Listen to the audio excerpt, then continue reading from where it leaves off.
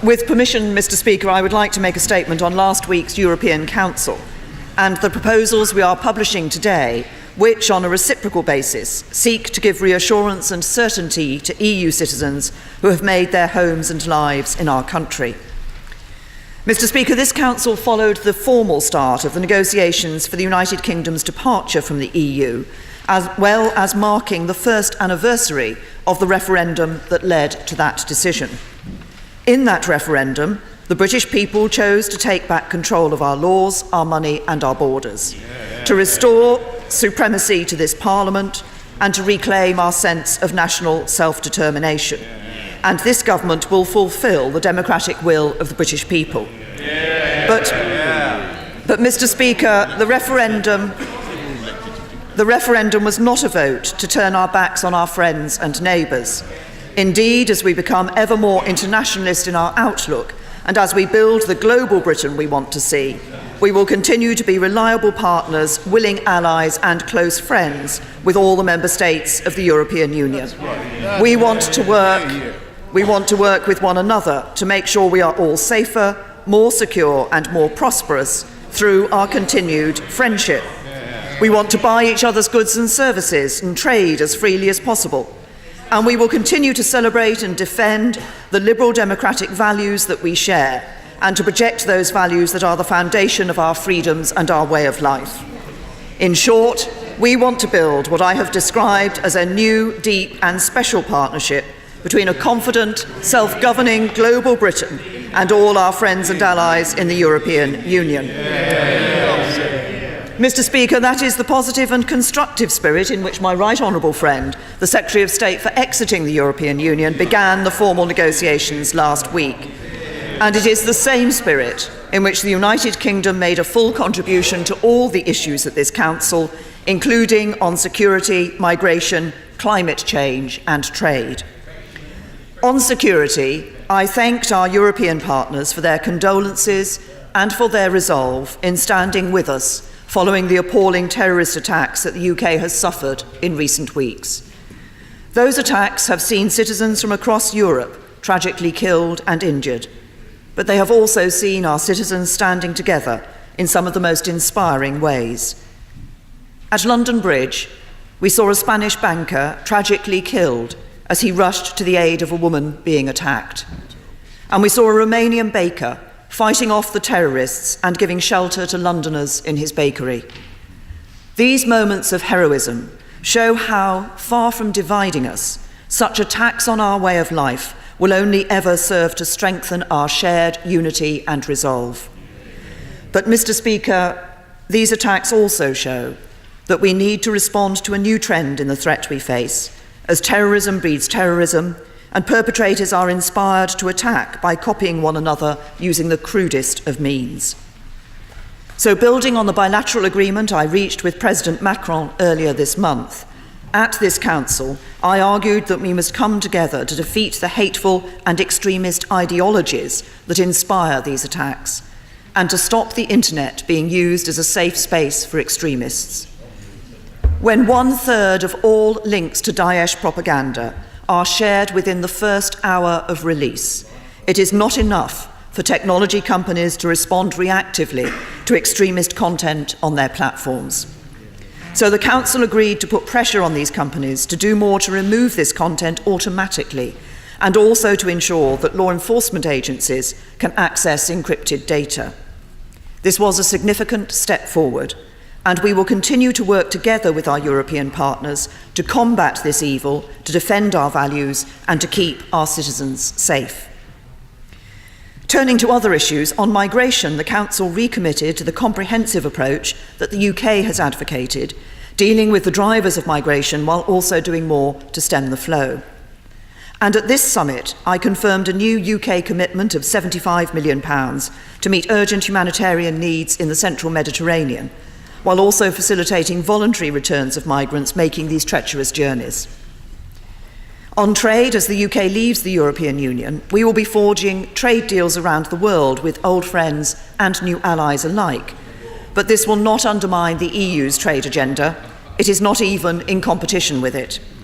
So for as long as we remain part of the EU, we will continue to press for an ambitious trade agenda that can deliver jobs and growth across the continent.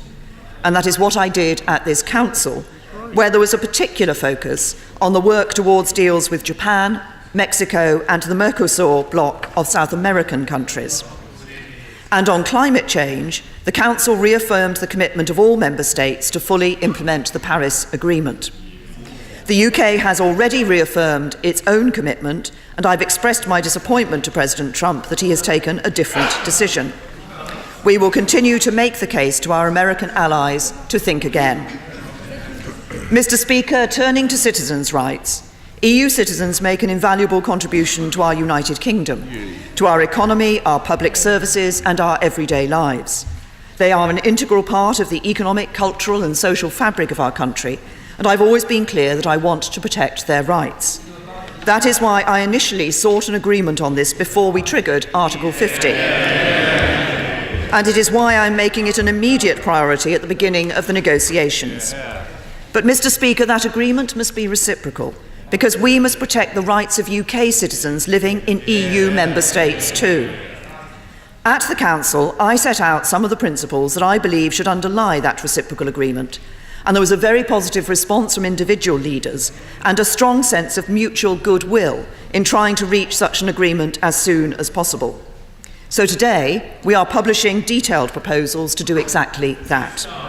And let me set out the key points for the House. First, we want certainty. I know there's been some anxiety about what would happen to EU citizens at the point we leave the European Union. Today, I want to put that anxiety to rest. I want to completely reassure people that under these plans, no EU citizen currently in the UK lawfully will be asked to leave at the point the UK leaves the EU. We want you to stay. Second, any EU citizen in the UK with 5 years continuous residence at a specified cut-off date will be granted settled status. They will be treated as if they were UK citizens for healthcare, education, benefits and pensions. While any EU citizens with less than 5 years residence who have arrived before the specified cut-off date will be able to stay until they have the 5 years residence to apply for UK settled status. Third, the specified cut-off date will be the subject of discussions, but it will be no earlier than the date we triggered Article 50 and no later than the date we leave the EU. Fourth, no families will be split up. Family dependents who join a qualifying EU citizen here before the UK's exit will be able to apply for settled status after 5 years. And after the UK has left the European Union, EU citizens with settled status will be able to bring family members from overseas on the same terms as British nationals. Fifth, there will be no cliff edge. There will be a grace period of up to 2 years to allow people to regularise their status. While those EU citizens who arrived in the UK after the specified cut-off date will be allowed to remain in the UK for at least a temporary period and may still become eligible to settle permanently. Sixth, the system of registration that citizens go through will be as streamlined and light touch as possible, and we intend to remove some of the technical requirements currently needed to obtain permanent residence under EU rules. For example, we will not require anyone to demonstrate that they have held comprehensive sickness insurance. Seventh, we expect this offer to be extended on a reciprocal basis to nationals of Norway, Iceland, Liechtenstein and Switzerland. And the reciprocal agreement on citizens' rights will apply to the entire United Kingdom and Gibraltar. Eighth, this is all without prejudice to the common travel area arrangements that exist between the UK and Ireland. We will preserve the freedoms that UK and Irish nationals currently enjoy in each other's state, and Irish citizens will not need to apply for permanent residence to protect these entitlements. And finally, the UK will continue to export and uprate the UK state pension and provide associated healthcare cover within the EU. We will continue to protect the export of other benefits and associated healthcare cover where the individual is in receipt of those benefits on the specified cut-off date. And subject to negotiations, we want to continue participating in the European Health Insurance Card Scheme so that UK card holders could continue to benefit from free or reduced cost healthcare while on a temporary stay in the EU, and vice versa for EU card holders visiting the UK. Mr. Speaker, this is a fair and serious offer. Our obligations Our obligations in the withdrawal treaty with the EU will be binding on the UK as a matter of international law, and we will incorporate commitments into UK law, guaranteeing that we will stand firmly by our part of the deal.